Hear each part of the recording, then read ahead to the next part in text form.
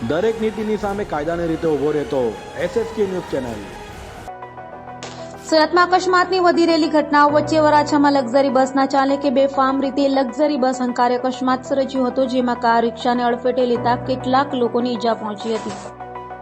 સુરતમાં ભારે વાહનના કેટલાક બેજવાબદાર ચાલકો બેફામ રીતે વાહનો હંકારી અકસ્માતને અંજામ આપ્યું છે, ત્યારે ફરી આવી જ એક અકસ્માતની ઘટના બની હતી।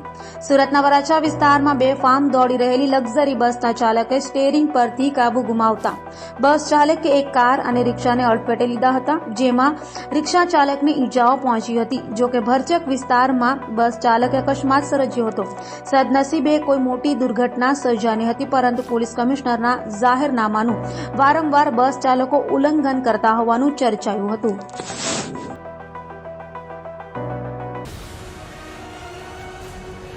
દરેક નીતિની સામે કાયદાની રીતે ઊભો રહેતો SSK ન્યૂઝ ચેનલ।